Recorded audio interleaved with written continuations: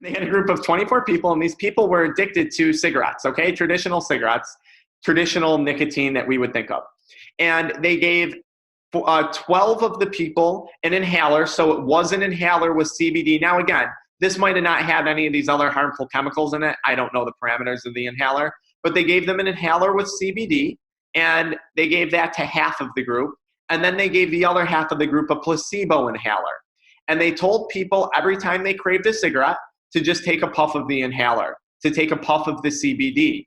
What they found was the group that was receiving CBD used 40% less cigarettes than the group who received placebo. In fact, the group who received placebo smoked the same amount. They did the same thing. The group who had CBD, 40% less. Now, statistically, this is a very significant percentage. So that in and of itself is very promising. Now, the question becomes, why did they use 40% less? What is happening? How is CBD helping? I firmly believe, and you can see some of the physicians that were involved on this study are saying the same thing, that this connects back to how dopamine is affected positively by CBD. If we're smoking cigarettes and we're used to constantly getting that dopamine release and we quit and we're not getting it anymore, you're going to get the withdrawal and you're going to relapse. If you can take CBD and it helps to give you that little dopamine release to feel good again, to rebalance your neurotransmitters, that's a huge potential for this being an avenue to potentially help people quit nicotine. Now, CBD, and this relates to the research done on PTSD, has also been shown to eliminate or limit those cues or those triggers that lead to an addiction. So anyone who smokes or uses nicotine knows that there's a trigger. There's a cue that makes them want it. I'm drinking coffee in the morning, I want to have a cigarette with it. CBD appears to do something in the brain where it eliminates those associations. So that is huge because one of the most common reasons for relapse are those triggers. Now, they also did do a study with people addicted to heroin and opioids, not this topic, but they found that those who used CBD during the quitting process were much less likely to relapse even a few weeks after they were done using the CBD. In my professional opinion, I think we're going to learn a lot about what nicotine does to throw your nicotine receptors in your brain out of whack. I think we're going to learn a lot about how nicotine negatively impacts the endocannabinoid system.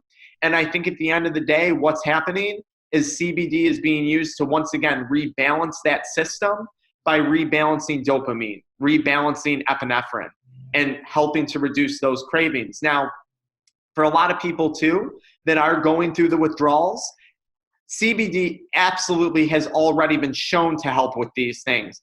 Anxiety, depression, insomnia being one of the biggest withdrawals that people are going through. And mind you, if you're not sleeping, your willpower goes down. So your chances of relapse are much higher.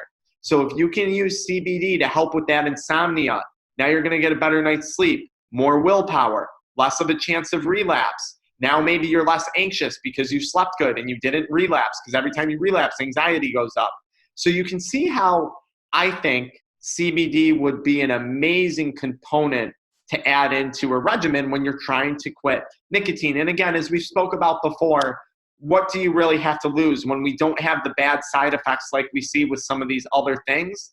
Why wouldn't you start with CBD? In my opinion, why wouldn't you start?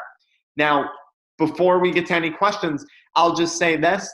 I do encourage people for that first week or two to try and do it if you can without CBD, because this is what I hate to see. Someone quit, they do it successfully pretty much with CBD, but then they relapse and now they're using CBD and nicotine. I think it's just reassuring if you can quit for like a week on your own, then incorporate it in, because that's where you're going to start feeling the withdrawal and all the other stuff. You don't have to do it that way. I just think it kind of makes you mentally a little tougher. When you feel that withdrawal, and I know it, you don't ever want to feel it again. So I think it's a nice reminder to actually experience some of it. Of course, if you're safe in doing so.